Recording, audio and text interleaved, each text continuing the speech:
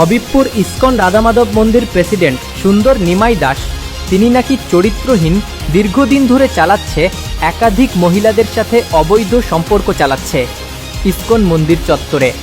এমনটাই অভিযোগ করছেন হবিবপুর ইসকনের একাংশের ভক্তরা।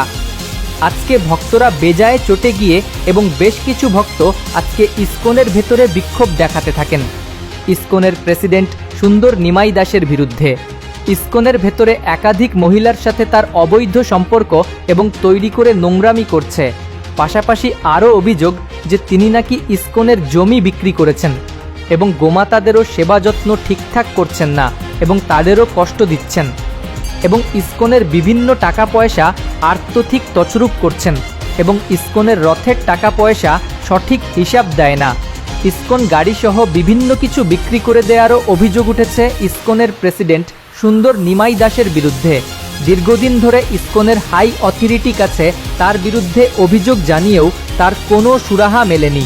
তাই আজকে জোটবদ্ধ হয়ে ইসকনের একাংশ ভক্তরা তারা সুন্দর নিমাই দাসকে জোরপূর্বক বের করে দেয় ইসকনের ঘর থেকে এবং তার ঘরে তালা লাগিয়ে দেয় এবং ইসকনের প্রেসিডেন্টের গাড়ির ড্রাইভার নাকি লাঠি উঁচিয়ে তাদেরকে মারতে আসে আন্দোলনকারী ভক্তদেরকে এবং মারামারি করতে করতে ইসকনের বাইরে রাস্তায় চলে আসে এবং দুপক্ষের মধ্যেই তুমুল বচসা এবং মারামারি ও ধস্তাধস্তি সৃষ্টি হয়।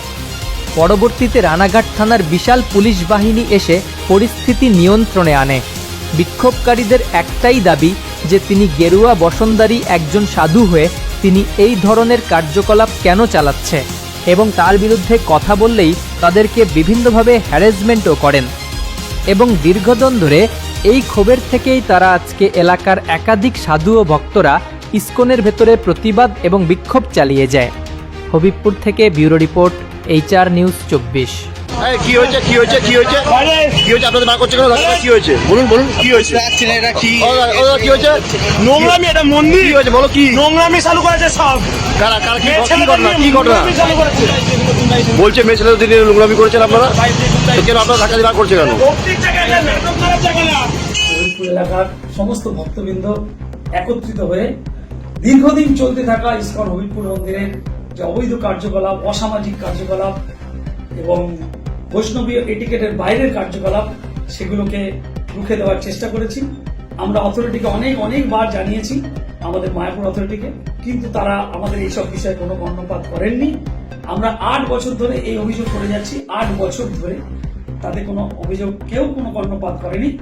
এবার এখানে যিনি অধ্যক্ষ ছিলেন সুন্দর নিমাই দাস, উনি ওনার ইন্দ্রিয় তৃপ্তির বাসনা তৃপ্তি করার জন্য সমস্ত রকম প্রক্রিয়া দীর্ঘদিন চালিয়ে যাচ্ছে। যে ওনার ইন্দ্রিয় তৃপ্তির বাসনাতে বাধাপ্রাপ্ত করেছে তাকে মন্দির থেকে তাড়িয়ে দিয়েছে এবং তাকে যে কোনো ভাবে তার অসম্মান করে, তাকে অপমান করে, তাকে চাপ সৃষ্টি করে, মানসিক চাপ সৃষ্টি করে, এমনকি আত্মহত্যার প্ররোচনা দিয়ে তাকে মন্দির থেকে যেতে বাধ্য করেছেন। ব্রহ্মচারীরা কাঁদতে কাঁদতে, অনেকে কাঁদতে কাঁদতে আমাদেরকে অভিযোগ জানিয়েছেন।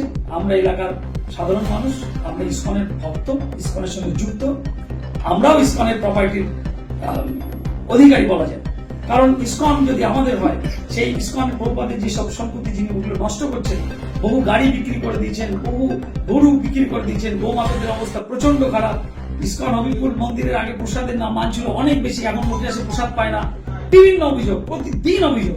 সেই সব অভিযোগের ভিত্তিতে আমরা খুব বিনম্রভাবে ওনাকে বলেছি যে আপনি মন্দিরের বাইরে চলে যান, তবু আপনাকে আর কেউ চায় না। উনি তখন আমাদের উপরে অ্যাটাক করতে আসেন ফিজিক্যাল ভাবে। তো সেই ফিজিক্যাল ভাবে অ্যাটাক করতে আসার পরে এলাকার ভক্তরা তখন সবাই মিলে ওনাকে ধরে মন্দিরের বাইরে বার করে দিয়েছে। এইটুকু হচ্ছে আমাদের বক্তব্য। এরপরে আমরা কেউ প্রেসিডেন্টও হতে চাই না, এখানে এসে বিরাট কিছু সুযোগ সুবিধা ভোগ করতে চাই না। আমরা চাই এই প্রেসিডেন্ট, এই অথরিটিকে এখান থেকে চেঞ্জ করে নতুন একজন অথরিটি বা ব্রহ্মচারীকে মায়াপুর থেকে পাঠানো হোক। হরে কৃষ্ণ।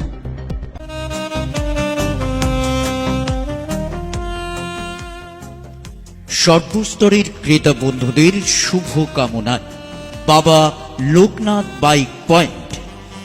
আমাদের এখানে যে কোনো কোম্পানির বাইক ক্রয় এবং বিক্রয় করা হয়। অবশ্যই মনে রাখবেন, ফাইন্যান্সের সুব্যবস্থা আছে। প্রোপাইটার দিবাকর দেবনাথ ওরফে বাপি। Mobile number 9002195367। আমাদের ঠিকানা 12 নম্বর জাতীয় সড়ক, শান্তিপুর বাইপাস, পাওয়ার হাউসের নিকট, শান্তিপুর, নদিয়া।